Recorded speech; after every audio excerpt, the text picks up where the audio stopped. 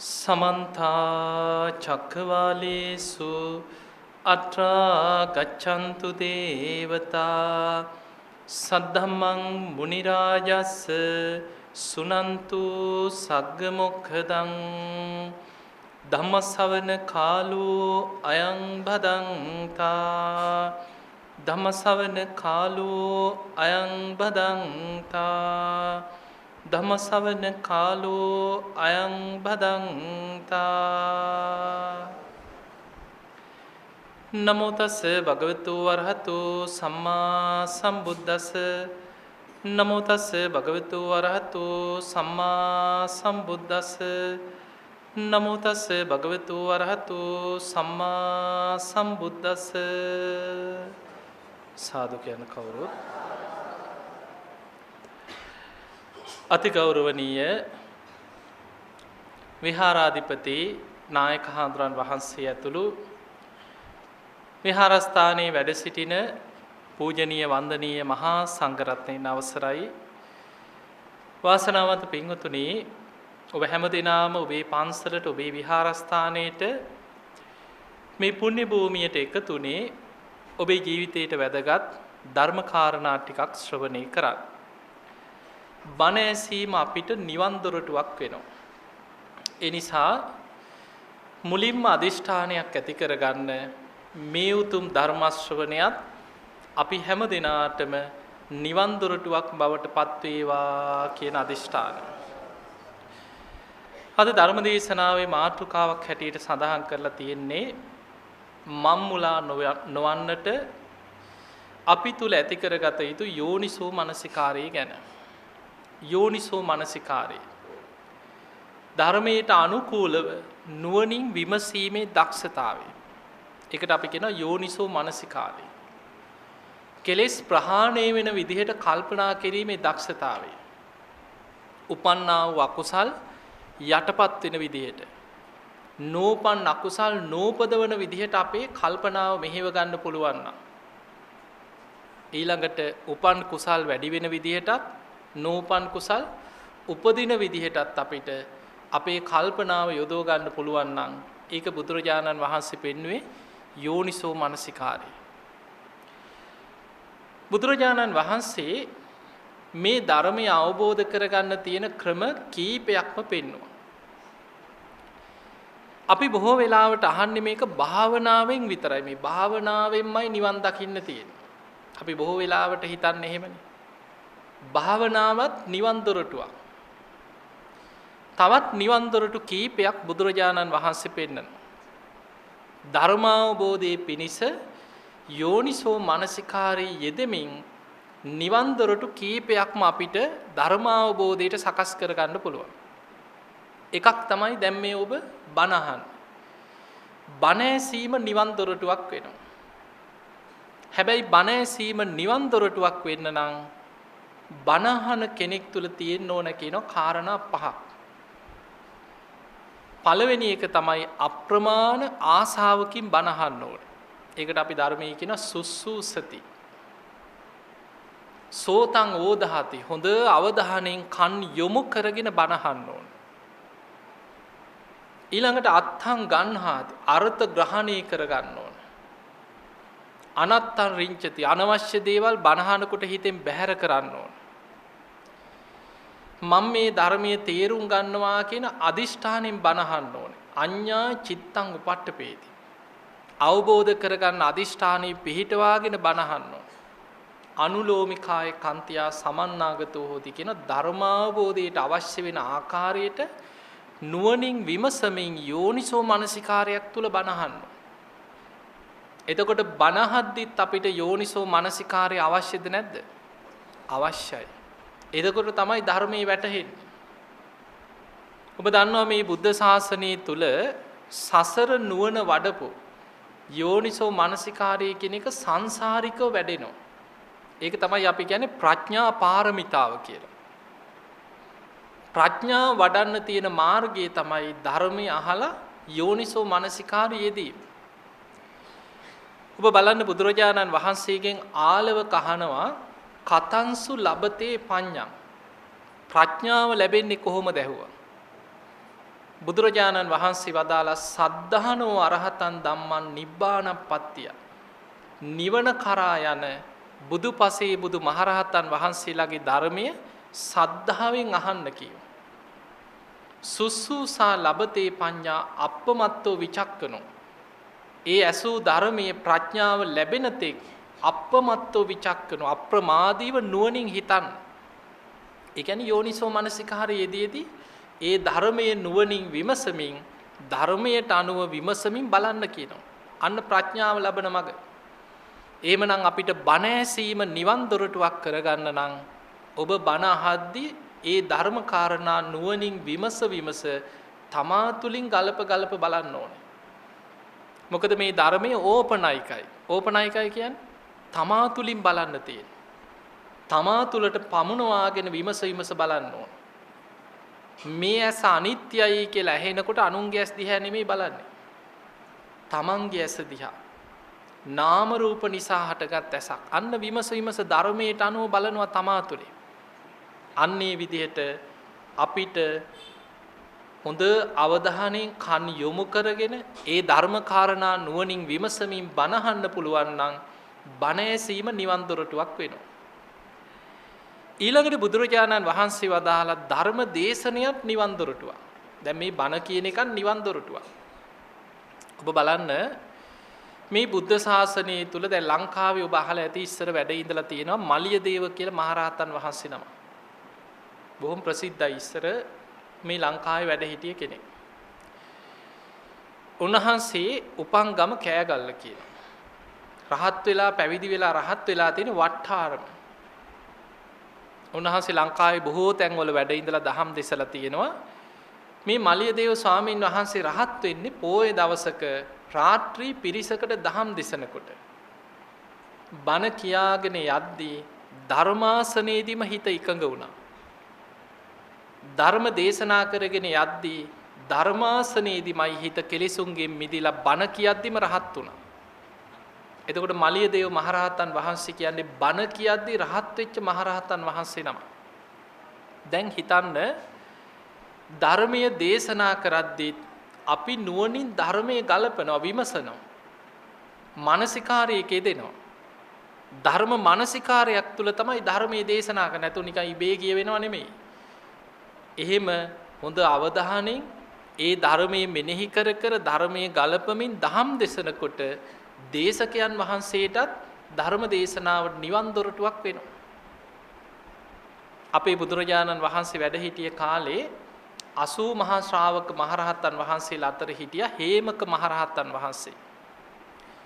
උන්වහන්සේ රහත් වෙලා තියෙන්නේ හේමක ස්වාමීන් වහන්සේ බොහොම ගිලන් වෙලා වැඩ ඉඳලා තියෙනවා ආරාමයක.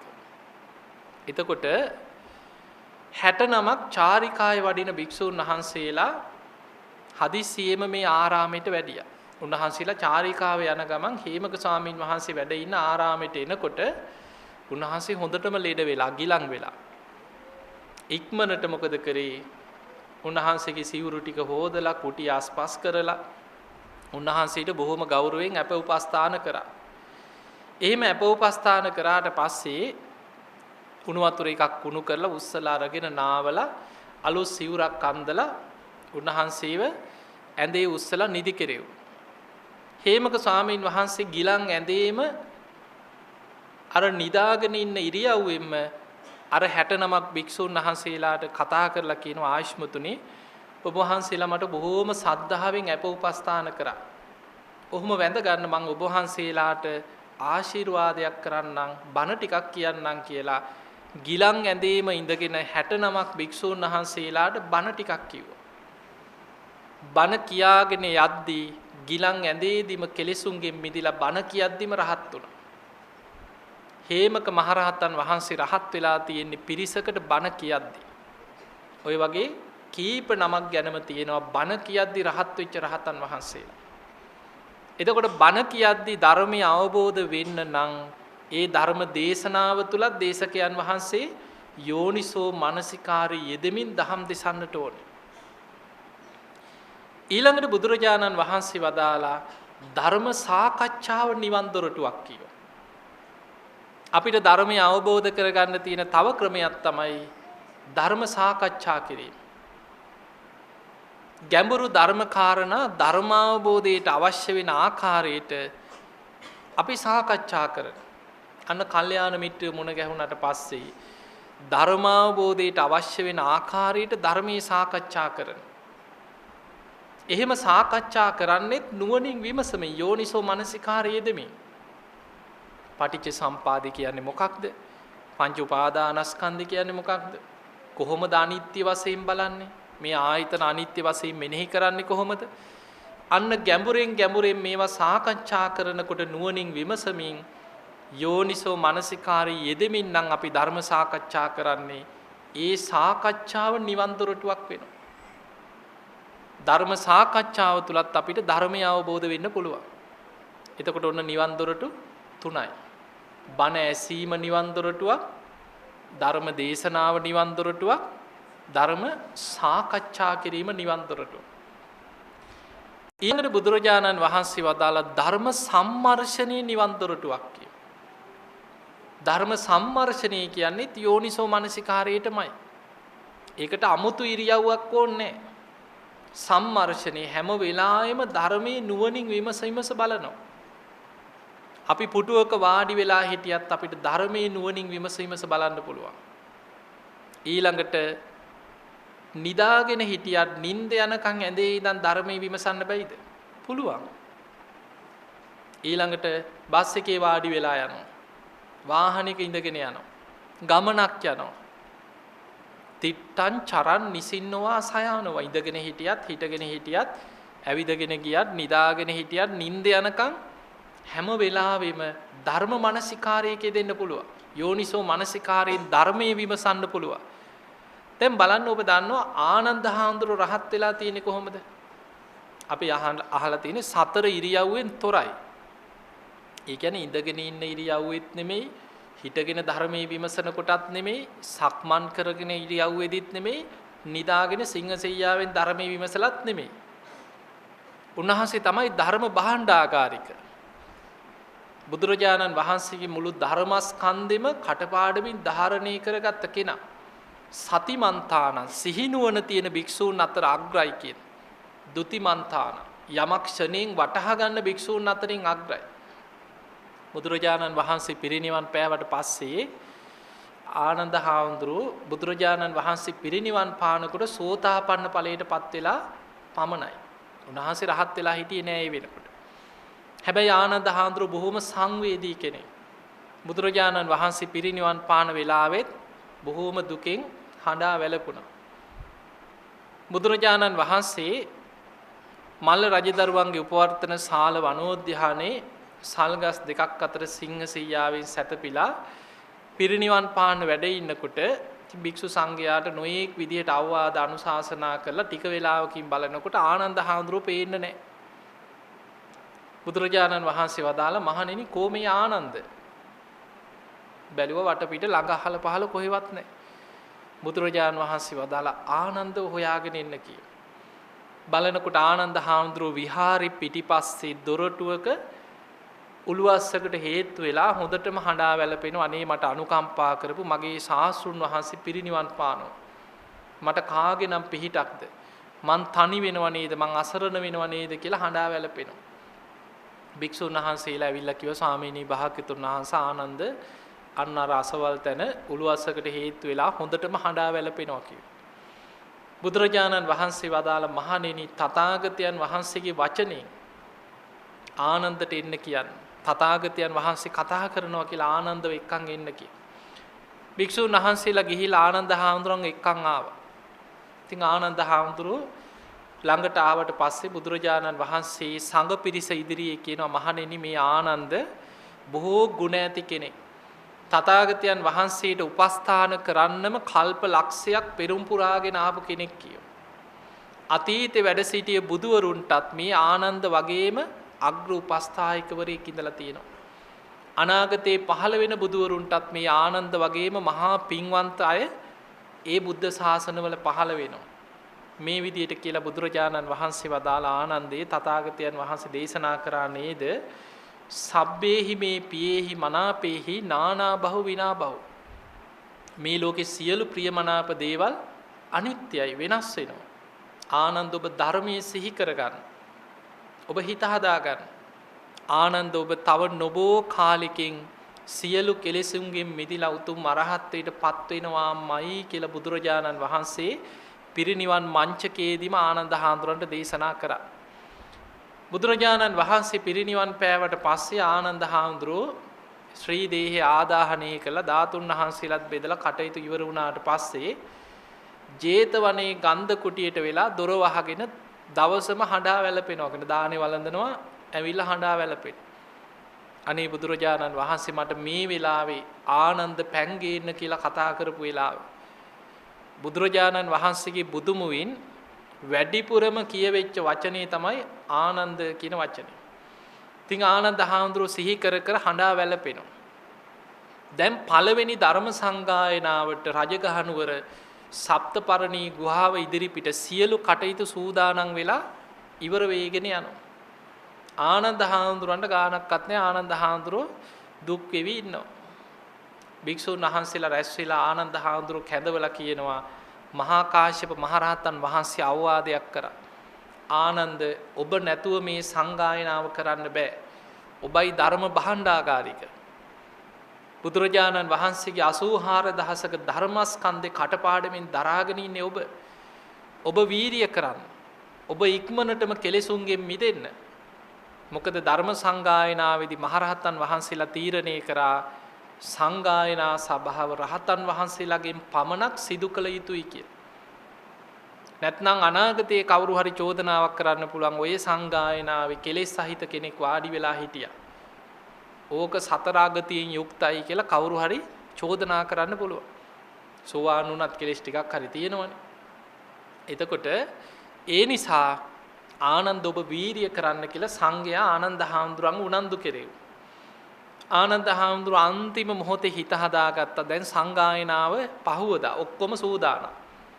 එදා දවසම ආනන්ද හාමුදුරුවෝ සතර ඉරියව්වෙම ධර්මයේ මෙනෙහි කරන හැම ඉරියව්වෙම ධර්ම මානසිකාරයක යෙදෙනවා. එහෙම භාවනා කරලා නැකිටලා ධර්මයේම සිහි කර කර ධර්ම සම්මර්ෂණයෙන්ම ඇවිදගෙන ගියා. ඇදේ වාඩි වෙලා නිදා ගන්න. ධර්මයේ සිහි කර කරම ඇවිදගෙන ගිහිල්ලා ඇඳේ වාඩි වෙලා එක පාදයක් ඔසවලා හිස තියන්න කොට්ටේට ඇලවෙනකොටම හිත කෙලෙසුන්ගෙන් මිදිලා රහත් වුණා. එතකොට කෙනෙකුට හිතෙන්න පුළුවන් ඉතින් මොකක්ද මේ රහත් වෙච්ච ක්‍රමය? නිකන් ඇලවෙනකොටම හිස කොට්ටෙන් තියන්නත් කලින් එක පාදයක් ඔසවලා. එතකොට සතර ඉරියව්වෙන් තොර නිදාගෙනත් නැහැ. වාඩි වෙලා නිදා ගන්න ඇලවෙනකොටමයි රහත් උනේ. එතකොට කොහොමද ඒ රහත් උනේ? හිත ධර්ම සම්මර්ෂණයක තිබුණේ. මොන ඉරියව්වෙන් වුණත් ධර්මයේ සිහි කර කර ධර්ම සම්මර්ෂණයෙන් අපිට කටයුතු කරන්න පුළුවන්. යෝනිසෝ මනසිකාරී හැම ඉරියව්වකම පවත්වන්න පුළුවන්.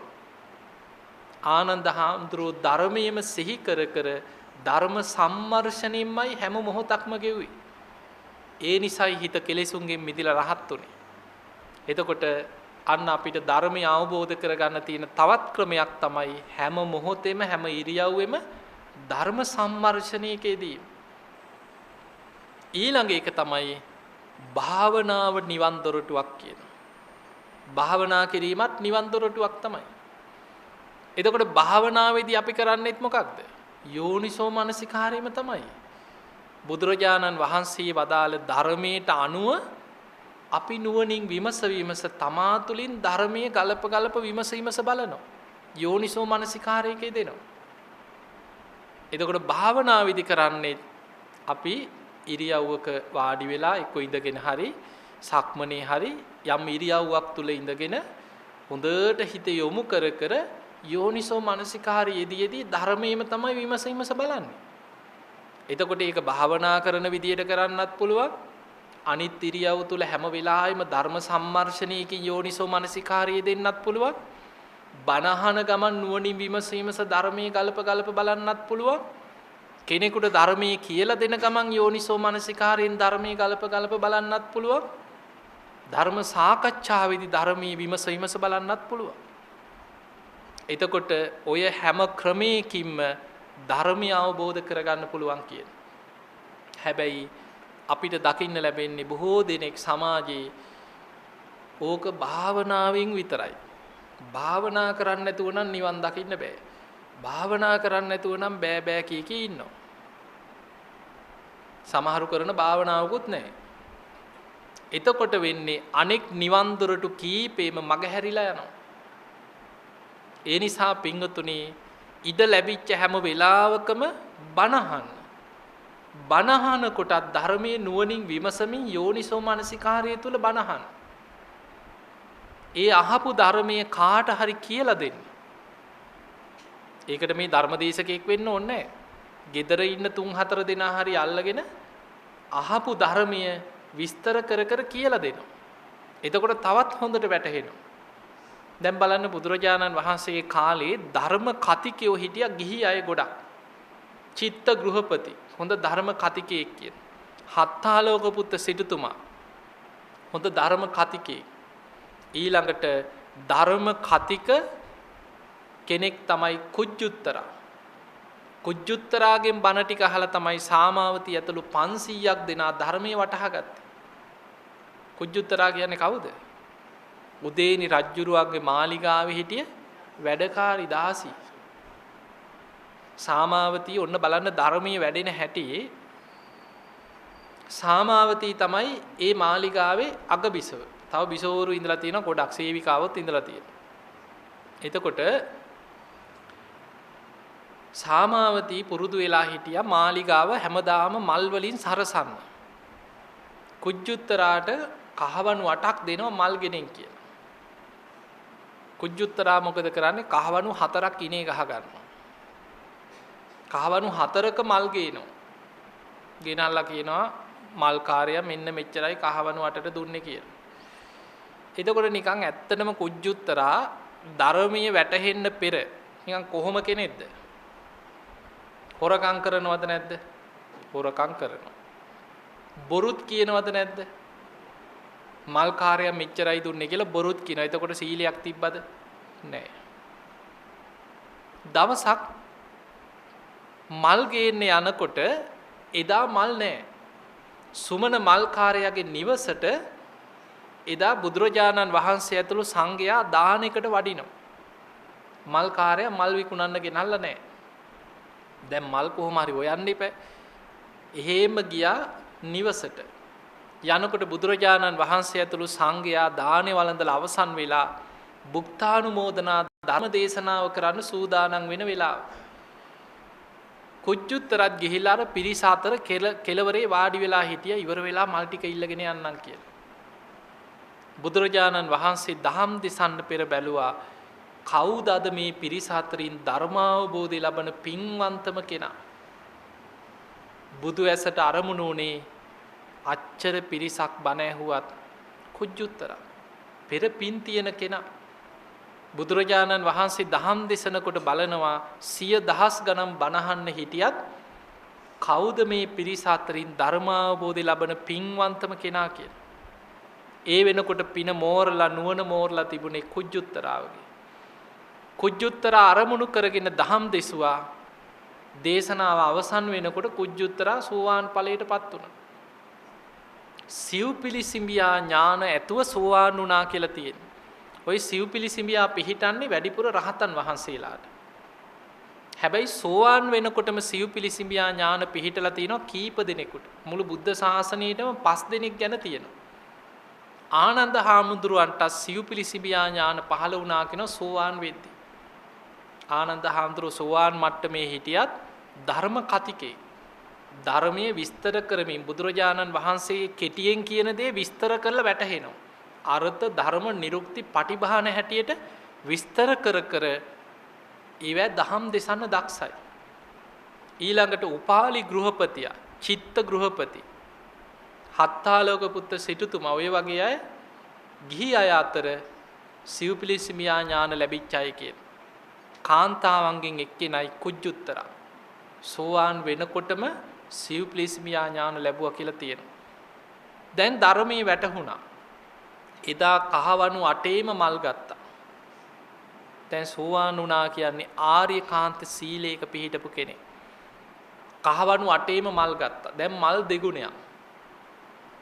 අරන් ගියා ගිහිල්ලා සාමාවතී බැලුවා මේ මොකද මෙච්චර මල් ගොඩක්. කොහෙන්ද ඇහුවා ඔච්චර මල්? වෙනදා බොරු කිව්වට දැන් බොරු කියන්නේ ඇත්තම කීවා. අනේ මං ඉස්සර කහවණු 4ක් හොරකම් කරා කිව්වා ඉස්සර. වෙනදා මං කහවණු 8ක් කියලා කිව්වට 4ක මල් තමයි කිව්වා ඉස්සර නම් ගෙනාවේ. අද මං කහවණු 8ේම මල් ගෙනාවා කිව්වා. ආයි මං කවදාවත් හොරකම් කරන්නේ නැහැ. මං කවදාවත් ආයි බොරු කියන්නෙත් නැහැ කිව්වා. සාමාවතී බැලුවා මේ මොකක් වෙලාද? මොකක්ද උඹේ වෙනස කියලා ඇහුවා. දැන් තමන්ම කියනවා ඉස්සර මං හොරකම් කරා ආයි කවදාවත් මං හොරකම් කරන්නේ මං බොරු කියන්නේ මොකක්ද වෙනස කියලා ඇහුවා.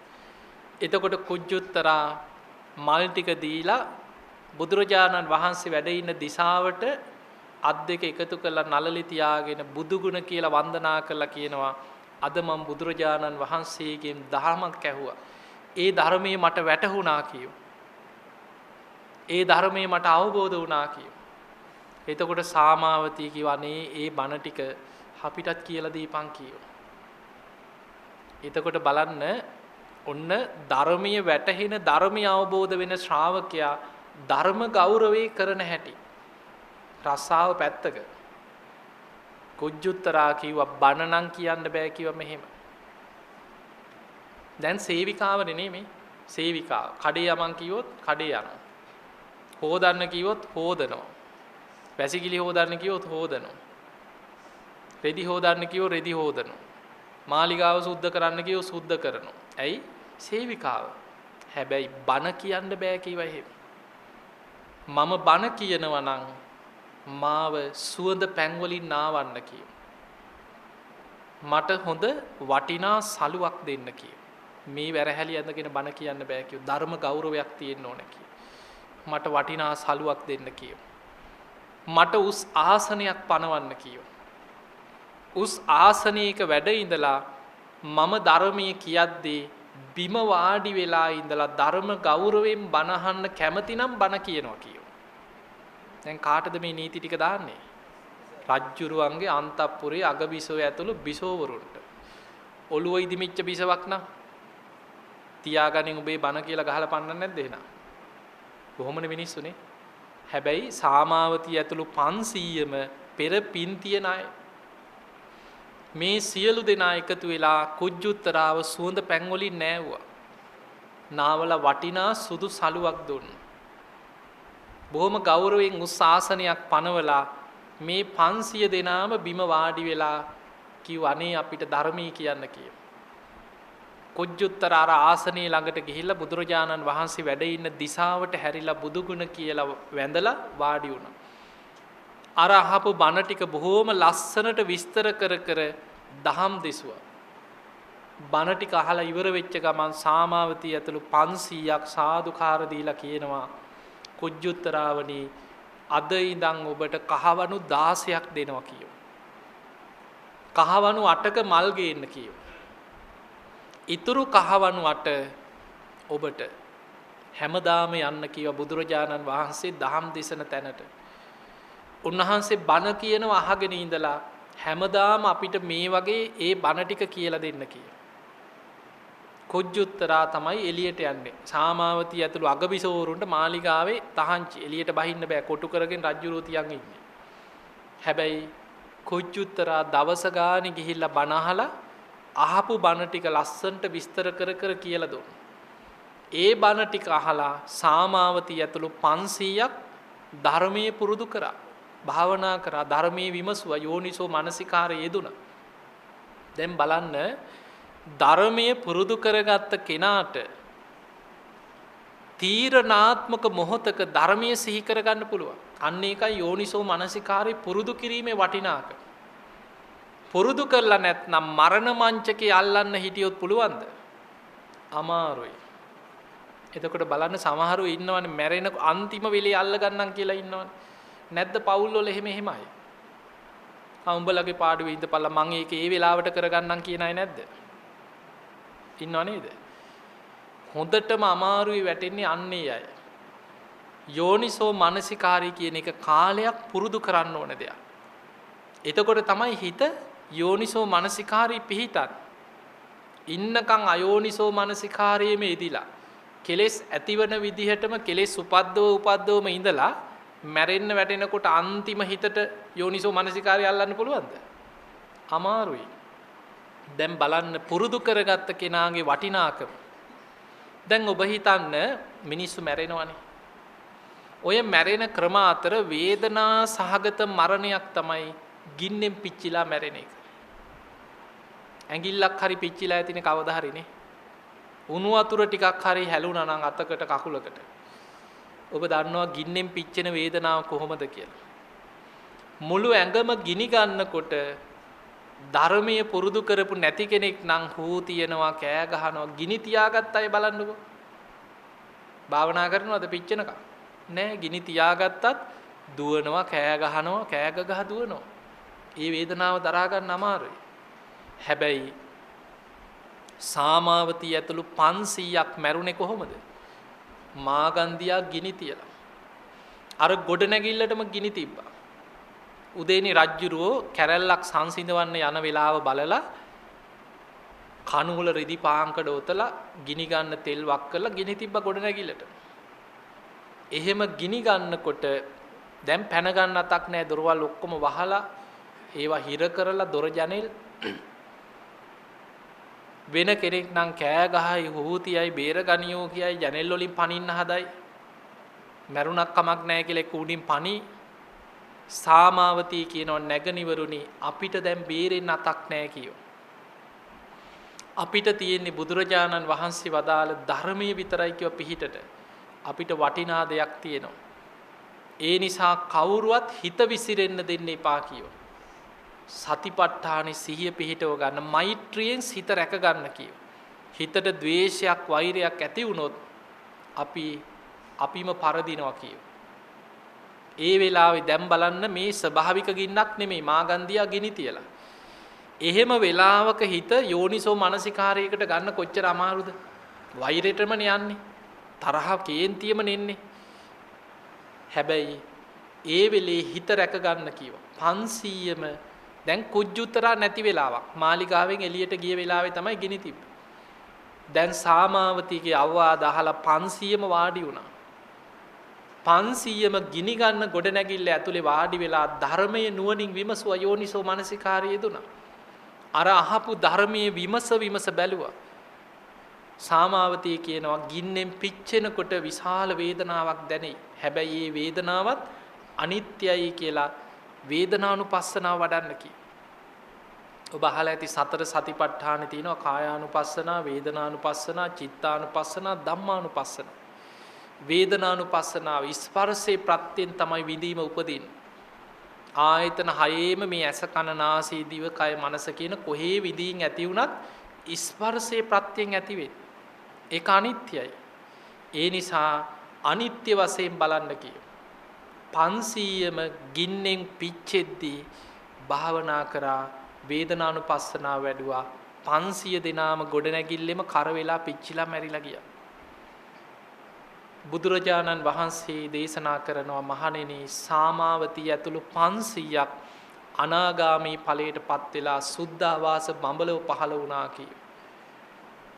එතකොට බලන්න ගින්නෙන් පිච්චිලා මැරෙනකොට ධර්මයේ සිහි කරලා අනාගාමී වෙන්න පුළුවන් නම් එතකොට අපිට පේනවා ධර්මයේ පුරුදු කරගත්ත කෙනෙකුට ඕනෑම වේදනා සහගත මොහොතක යෝනිසෝ මනසිකාරයට හිත ගන්න පුළුවන්ද බැයිද? පුළුවන්. හැබැයි ඒක මැරෙන්න වැටෙනකන් හිටියොත් කරගන්න බෑ. ඒ නිසා ධර්මයේ නුවණින් විමසනවා කියන එක පුරුද්දක් කරගන්න. මරණ මංචකේ යෝනිසෝ මනසිකාරයක් තුල ධර්මයේ හිත පිහිටවනවා කියන්නේ ලේසි සෙල්ලමක් නෙමෙයි. ඔබ හොඳට හිතන්න මිනිස්සු මැරෙන ක්‍රම එක එක හිතාගෙන යන්න. නිකන් අද ওই රූපවාහිනියක් බැලුවත් පත්තරයක් බැලුවත් එකින් එක බලාගෙන යන්න. මිනිස්සු මැරෙන හැටි. ගම් වතුරින් නායාම් වලින් මැරිලා යනවා. නාය ගියා කියලා හිතන්න කන්දත් එක්ක. පස් එක්ක ගල් එක්ක ගෙවල් එක්කම කඳු නාය යනවා මිනිස්සු එක්ක. අර පස් ඇතුලේ හිර වෙලා ඇඹරිලා කන්දත් එක්ක ඇදිලා ගිහිල්ලා අතපය කැඩිලා පොළොව ඇතුලේ හිර වෙලා පණ යනකොට ධර්මයේ සිහි කරන්න ලේසිද අමාරුද? අමාරුයි නේද? ඊළඟට හිතන්න ගම් වතුරකට අහු වුණා. මඩ වතුර පෙවිලා හුස්ම ගන්න බැරුව නහයේ කන් වල පෙනහළු වලට මඩ වතුර ගිහිල්ලා රැලි වල වැදි වතුරේ ගහගෙන ගිහිල්ලා මැරෙන්න වුණොත් ධර්මයේ සිහි කරන්න ලේසිද අමාරුද? අමාරුයි. ඊළඟට හිතන්න ගුටි කාලා මැරෙනවා. එහෙම මැරෙනව නේද මිනිස්සු? නැද්ද? කොච්චර ගුටි කාලා මැරෙනවද? පිහියනුම් කනවා, පොළු පාරවල් කනවා, ගුටි කාලා මැරෙන්න වුණොත් ධර්මයේ සිහි කරන්න ලේසිද අමාරුද? අමාරුයි. සුනාමිය ඇවිල්ලා 30-40000ක් මැරුණා. මුහුදු වතුර පෙවිලා මුහුදු රැලිවල වැදි ඇදිලා ගිහිල්ලා පණ යනකොට ධර්මයේ සිහි කරන්න ලේසිද අමාරුද? අමාරුයි. ඔබ දන්න ක්‍රම හිතාගෙන යන්නකෝ. දැන් තරගයට දැන් කෝච්චියට බෙල්ල තියෙනවා, බෙල්ල වල දා ගන්නවා, බෙල්ල හිර වෙනවා. ධර්මයේ සිහි කරන්න ලේසිද අමාරුද? අමාරුයි. එකින් එක හිතාගෙන යන අලියා ගැහුවා කියයි, සර්පයා ගැහුවා කියයි, ගහින් වැටුණා කියයි. ධර්මයේ සිහි කරන්න මරණ මංචකේ ලේසිද අමාරුද කියලා බලන්න. අමාරුයි. හැප්පිලා මැරෙනවා. කොච්චර ඇක්සිඩන්ට් වෙනවද දවසකට? පාර අයිනෙන් ගියත් හප්පගෙන යනවා. හැප්පිලා මැරුණොත් කොහෙවත් දැකලා තියෙනවද හැප්පිච්ච ගමන් පාරේ වාඩි වෙලා භාවනා කරන අය එහෙම? ඈ? එතකොට ධර්මයේ සිහි කරන්න ලේසිද අමාරුද? අමාරුයි. හැබැයි පුරුදු කරපු කෙනාට ඒක පහසුයි. ඕනෑම හිත විසිරිච්ච වෙලාවක, කලබල වෙලාවක සැනින් ධර්මයේ සිහි කරගන්න පුළුවන්. ඔබ අහලා ඇති බුදුරජාණන් වහන්සේගේ කාලේ උලින්දපු ස්වාමීන් වහන්සේ නම නොකල වරදකට රජ්ජුරුවන්ගේ ආභරණ වගේක් හොරකම් කරගෙන හොරු ටිකක් පැනලා දුවනවා, කැලේට පැනලා. කැලේක භාවනා කර හිටිය තරුණ ස්වාමීන් වහන්සේ නම. රාජබටය පස්සෙන් පන්නනවා, හොරු ටික දුවගෙන යනකොට දැක්කා ගම් යූරක සිවුරු ටිකකුයි පාත්‍රයකුයි තියෙනවා. උන්වහන්සේ පැම් පහසු වෙනවා පිණ්ඩපාතේ වඩි. ගම් යූරේ සිවුර ගලවලා තියලා පාත්‍රෙත් තියලා පැම් පහසු වෙනවා. හොරු මොකද කරේ? ආභරණ ටික දැම්ම පාත්‍රයට, කැලේ ඇතුලේ පැනලා හැංගුණා. දැන් අල්ලගත්තත් මොනවා හරි කියලා බේරෙන්න පුළුවන්. ඒ කාලේ ඇඟිලි සලකුණු ගන්න ඇයිද? බේරෙන්න පුළුවන්. කැලේ පීර රාජබටය හොයාගෙන කැලේ වට කරගෙන එනකොට දැක්කා මෙන්න කැලේ ඇතුලේ රෙදි වගේක් තියෙනවා, භාජනයක් තියෙනවා, පාත්‍රයක් වගේ. ඇදලා බලනකොට මෙන්න මේක ඇතුලේ තියෙනවා ආභරණ ටික. කෝ හොරා කියලා බලනකොට අර ස්වාමින් වහන්සේ පීන පැම් පහසු වෙනවා. මෙහෙට වරෙන් කියලා ඇදලා ගත්තා. ගගහ ඇදගෙන ගියා. රජ්ජුරුවන්ට ඉදිරිපත් කරා, රජතුමනි මෙන්න හොරා, මෙන්න බඩු ටික. ආභරණ හොරකම් කරගත්ත හොරා අතටම අල්ලගත්තා කි. රජ්ජුරුව කේන්තියෙන් හිටියේ උල තියාපන් කීවා. දැන් රතු මල් මාලාවක් දාලා කස පහර දිදී නගරේ බෙර ගගහ ඇදගෙන යනවා උල තියන. මෙහෙම ඇදගෙන ගගහ ඇදගෙන ගිහිල්ලා උල උඩ ඉඳෙව. දැන් හිතන්න උලක් ඇඟ පසාරු කරගෙන ඇඟ ඇතුළට බහිනකොට ධර්මයේ සිහි කරන්න යෝනිසෝ මනසිකාරය යෙදෙන්න පුළුවන් තැනක්ද? අපහසු තැනක්ද? අපහසුයි.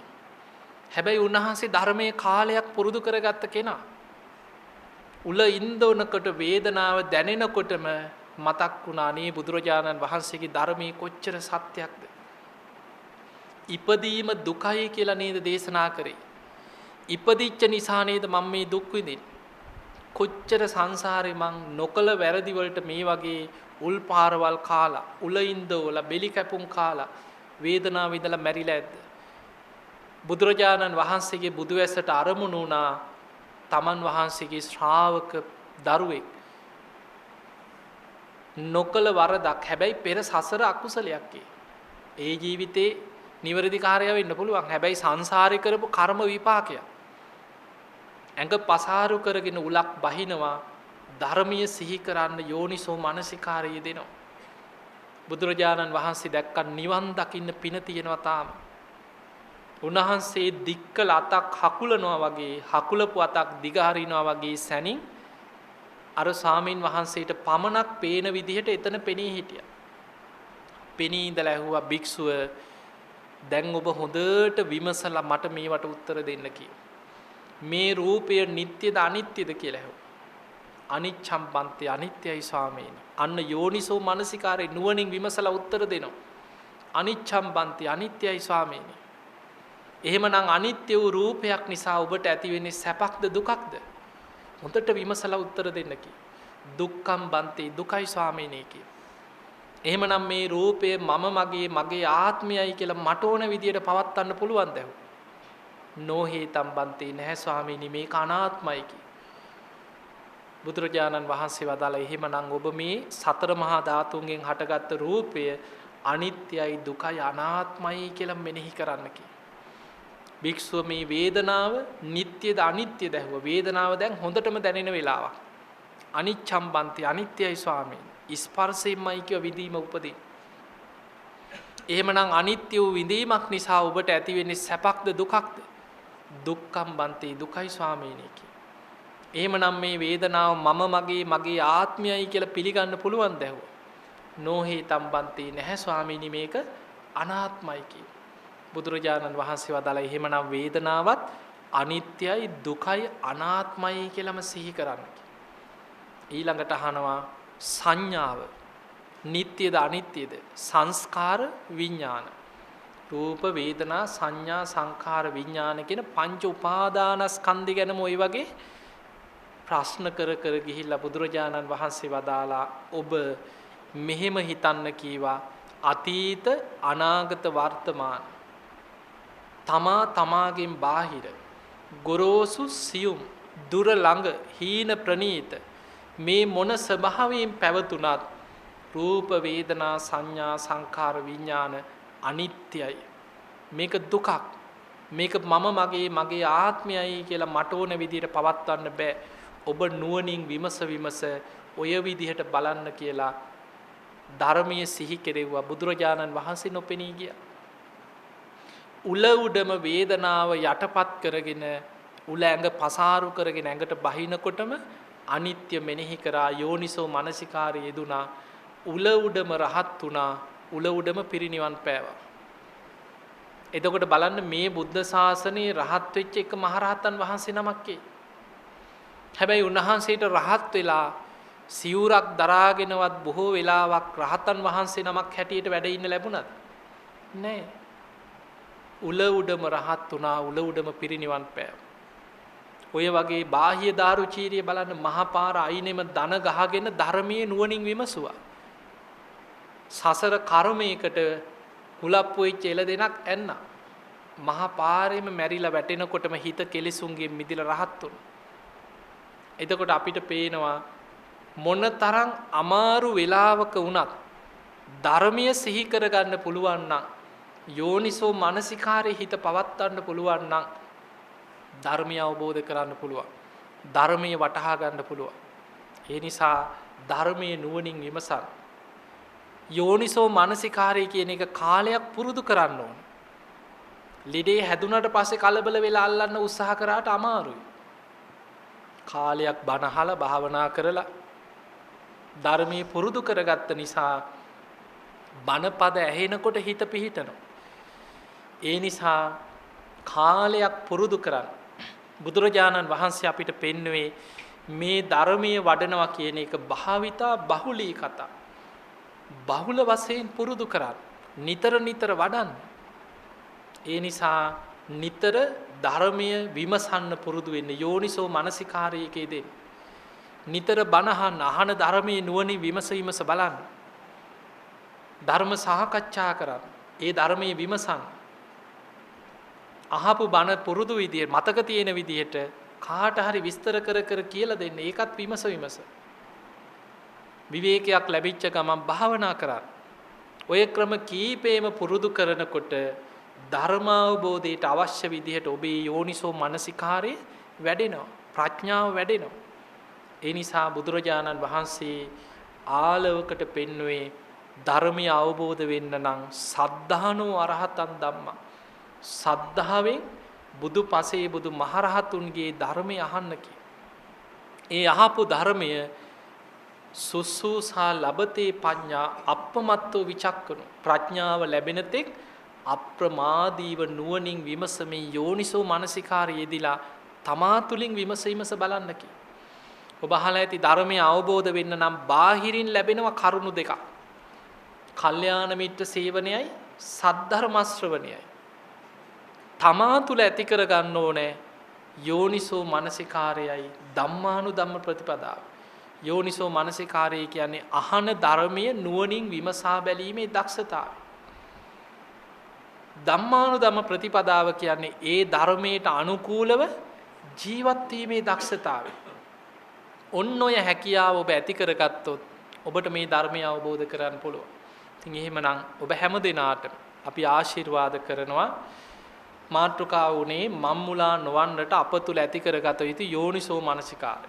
එහෙමනම් අපිට පේනවා අපිට ධර්මය අවබෝධ කරන්න නම් මම්මුලා නොවෙන්න නම් අපි නිතර ධර්මයට අනුව නුවණින් විමසීමේ හැකියාව ඇති කර ගන්නට ඕන. ඉතින් එහෙමනම් ඔබ හැම දිනාටම යෝනිසෝ මනසිකාරයත් ධම්මානුධම්ම ප්‍රතිපදාවත් ඔබ තුල ඇති කරගෙන මේ උතුම් ධර්මයේම අවබෝධ කරගන්න වාසනාව ලැබේවා කියලා අපි ඔබට ආශිර්වාද ප්‍රාර්ථනා කරනවා. එහෙමනම් පින්වතුනි ධර්ම ශ්‍රවණයෙන් රැස් කරගත්ත සියලු පුණ්‍ය ධර්මයන් සියලු දෙවියන්ට අනුමෝදන් කරමු. දෙවියෝ සාදුකාර දිදී මේ පින් අනුමෝදන් වෙත්වා. දෙවියන්ගේ දිව්‍ය ආශීර්වාද වර්ධනය කරගෙන සියලු දෙවියෝ උතුම් නිවනටම පත්වේවා කියලා සාදු කියලා පින්දේ. ඒ සියලු දෙවියන්ගේ පිහිට රැකවරණ ආශිර්වාදේ ඔබ හැම දිනාටම සැලසේවා කියලා අපි ඔබට ආශිර්වාද කරනවා. විහාරස්ථානයේ දායක කාරකාදීන් හැම දිනාමත් ඔබ හැම දිනාමත් නිදුක් වේවා නිරෝගී වේවා සුවපත් වේවා. සියලු දෙවියන්ගේ පිහිට රැකවරණ තුනුරුවන්ගේ ආශිර්වාදය ඔබ හැම දිනාටම සැලසේවා. ගන්න හෙළන හුස්ම රැල්ලක් පාසා තබන පියවරක් පාසා තුනුරුවන්ගේ අනන්ත ආශිර්වාද රැකවරණ සැලසේවා. හැම දිනාටම උතුම් වූ ධර්මාවබෝධයේ පිණිසම මේ සියලු පින් උපකාර වේවා කියලා අපි ආශිර්වාද කරමු. උමෙන්ද ගන්න අභිවාදන සීලිස්ස නිච්ඡං වද්දා ප්‍රචායිනෝ චත්තාරෝ ධම්මා වඩ්ඩන්ති ආයුවන්නෝ සුඛං බලං ආයුරාෝග්‍ය සම්පatti සග්ග සම්පatti මේවච අතෝ නිබ්බාන සම්පatti මිනාති සමිච්ඡතු. හැම දිනාම නිදුක් වේවා නිරෝගී වේවා සුවපත් වේවා හැම දිනාටම තෙරුවන් සරණයි.